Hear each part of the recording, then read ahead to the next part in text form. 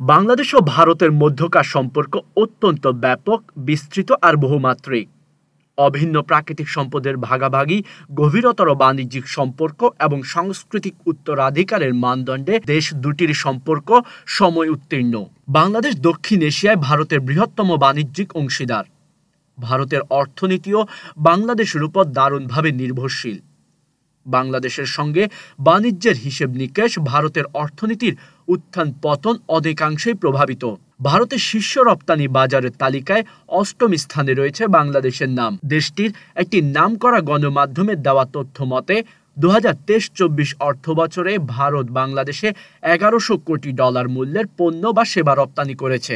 এর মধ্যে দেশটি কেবল বিদ্যুতের রপ্তানি করেছে ১০০ কোটি ডলারের বেশি মূল্যের, যা মোট রপ্তানির ৯৩%। বিদ্যুৎ ছাড়াও ভারত গত অর্থবছরে বাংলাদেশে তুলার রপ্তানি করে ২৩৬ কোটি ৮৮ লক্ষ ডলার, জ্বালানি তেল, ভিটামিন ও অন্যান্য খনিজ পদার্থ রপ্তানি করে ২৩০ কোটি ৭৬ লক্ষ ডলার, রেল ও ইঞ্জিনিয়ারিং এর বিভিন্ন যন্ত্রাংশ রপ্তানি করে ৬০ কোটি ৩৪ লক্ষ ডলার এবং পারমাণবিক বিদ্যুৎ কেন্দ্রের যন্ত্রাংশ রপ্তানি করে ৫৪ কোটি ৪৪ লক্ষ ডলার আয় করেছে। এছাড়াও ভারত বাংলাদেশে খাদ্যশস্য, চাল, চিনি ইত্যাদিও রপ্তানি করে। বাংলাদেশের উপর ভারতের অর্থনৈতিক নির্ভরতা দুই দেশের দ্বিপাক্ষিক বিনিয়োগেও দেখা যায়। ২০১৯ সালের হিসেবে বাংলাদেশে ভারতের বিনিয়োগের পরিমাণ ছিল ৩৬ বিলিয়ন মার্কিন ডলার।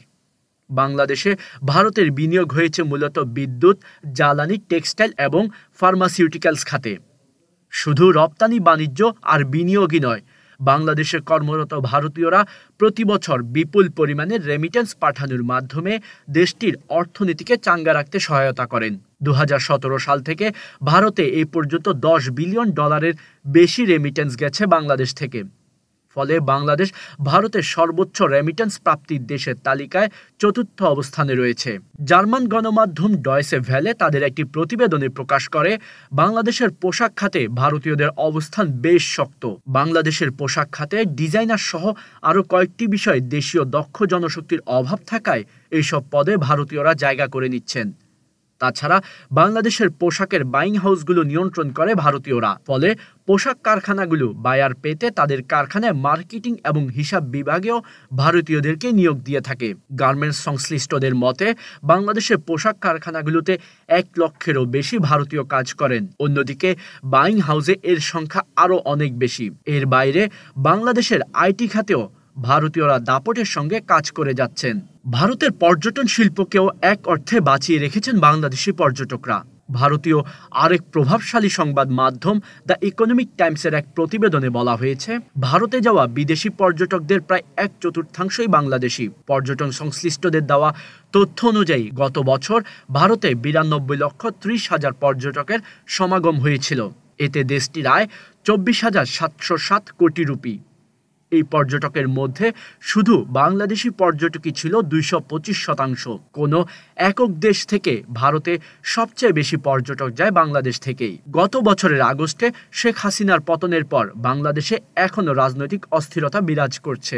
এই অস্থিরতা ভারতের পর্যটন শিল্পে মারাত্মক প্রভাব ফেলেছে। সাময়িকভাবে বাংলাদেশ ভারত ফ্লাইট বিঘ্নিত হওয়ায় এবং মেডিকেল ভিসা বাদে বেশিরভাগ ভিসা স্থগিত হয়ে যাওয়ায় ভারতগামী বাংলাদেশের সংখ্যা ৯৯%-এর বেশি কমে গেছে। Indian association of tour operators West Bengal chapter জানিয়েছে, এর ফলে পশ্চিমবঙ্গে হাসপাতাল সংলগ্ন ট্রাভেল অপারেটর, হোটেল, গেস্ট হাউসগুলোর ব্যবসা ৯০%-এরও বেশি কমে গেছে। যদিও পর্যটন খাতে বাংলাদেশিদের কাছ থেকে ভারত মাসে আনুমানিক ৭৫০ কোটি টাকা উপার্জন করে বলে মনে করা হয়, কিন্তু বাস্তবে এর চেয়ে আরও অনেক বেশি অর্থ বাংলাদেশিরা ভারতে খরচ করেন। ২০২১ সালের এক জরিপে দেখা গেছে, বছরে ২৪,৭০,০০০ মেডিকেল ট্যুরিস্ট বাংলাদেশ থেকে ভারতে যাচ্ছেন। শুধু বাংলাদেশ থেকে ভারতে যাওয়া মানুষরা মেডিকেল ট্যুরিজমে ৫,০০০ কোটি টাকার বেশি খরচ করে থাকেন। সব মিলিয়ে এক কথায় বলা যায়, বাংলাদেশের সঙ্গে দ্বিপাক্ষিক সম্পর্কের অবনতি হলে তার ফল ভোগ করতে হবে খোদ নরেন্দ্র মোদীর দেশকেই।